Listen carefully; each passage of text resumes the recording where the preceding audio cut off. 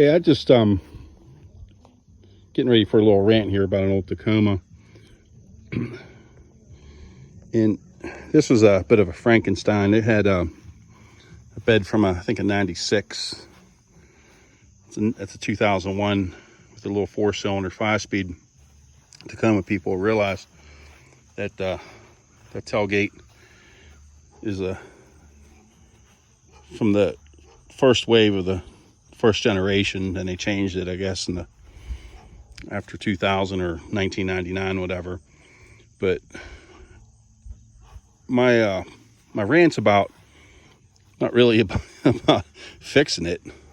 You guys know how to fix this shit. But my suggestion is anybody who wants to get into something like this, don't, unless you have the time and the money to do it. I've been working on this with my son for a couple months now, and we were able to use the old fender flares, the old bed.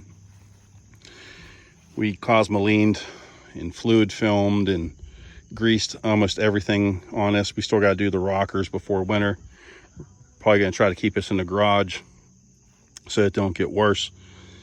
But if you ain't ready to spend a lot of money just on little shit, new lock for the gas cap, the front, the bumpers go on these all the time, so you Tacoma guys will realize that instead of spending another $120 on the clips, I just drilled them out. It's fine, close enough for us.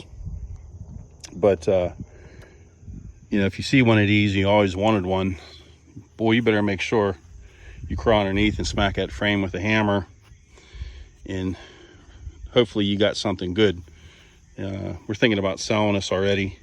It's just not fitting into the lifestyle. We need something good on gas, and we already got some old 4-wheel drives that we're pretty cautious. But this is every week. Every week, it's going to replace all the differential and transmission gear oil tomorrow. Whoever gets this one, it'll be ready to go. But if you just want a good old reliable truck, they're a great choice. If you don't got the rot, this thing drives like it's in 2001. Not a squeak or a rattle. We're still gonna do cab mounts before winter, and we just kind of wanted to make it look like it was old school. You don't put nothing on an old vehicle that wasn't available the year it was made. But a nice little truck, man. But I'm telling you, man, it'll break your heart every day. Every day it's something. Every time you look at it, we gotta get some new front sockets for the lights. We blew a fuse yesterday. I was putting the bumper back together. But everything that you do, you have to think about long term. This is Pennsylvania, man. If you're not out in the desert, boy, you better grease it up and get ready for the next time you take it off. So, you know, back here on this back end of the frame, we were able to cosmoline everything nice and greasy, replace all the brake lines. That damn valve in the back, it always goes bad. It's real expensive. You're going to spend $200 on that or whatever. But we're even thinking about putting a port in here, a plug, so it's just easier to run a tube down there and cosmoline this, fluid film. So just be careful, man. Everyone likes an old truck. You get a certain age. I had one of them when I was a kid, whatever. But if you ain't got a shop, get ready to lay in your driveway a lot, throwing wrenches, because that's just my advice. Boy, he leased a 2020 for $200 a month, $1,000 down. That's cheap. No heartbreaks, no paying for maintenance, none of that shit. So it's like a Jeep community, and there's a lot of people that post shit online with parts and how they fixed it. That's a big deal, man. Like, guys will save you a lot of time on how to fix shit and what goes wrong. But they're just at the point now, they're a little bit harder getting parts for. Toyota Parts Direct, you could get a lot of stuff off of them. But pretty much you see everything in the scrap yards.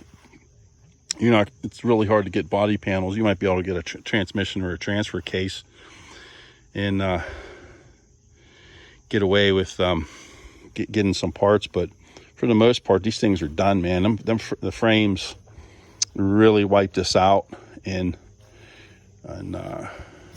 yeah, only being 19 years old and already hard to get parts for, man. It ain't easy. It's just starting to get a little frustrating here. I hate to see it go, but it might be the best choice for, go out and get a newer Accord, just something we could put miles on and not have to worry about getting parts for it. But if you get into something 20 years old, this has 190,000 miles on it. Get ready, everything you touch, shocks, everything, to get ready to replace it. Everything else is legendary. Goddamn little 4-cylinder run forever. Transmission's unbelievably a great system, but it's a damn rust. I really, really, really are happy for you guys out west that don't have to deal with this. So that's just my little rant. Hopefully I save somebody some money and some heartbreak. I'm just about done with this one. I still got to get a skid plate. Some guys out there still make them. I don't know why. I don't know why the plastic is off this, but it is.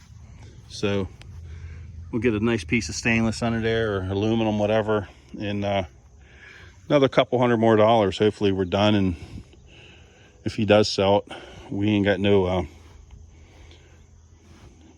some lucky bastard gets to take away a nice little truck. So that's the rant.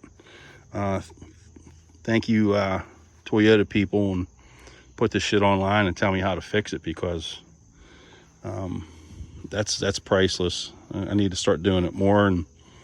But the big thing is every year grease it up, keep it greased, and hopefully you get a long time out of it.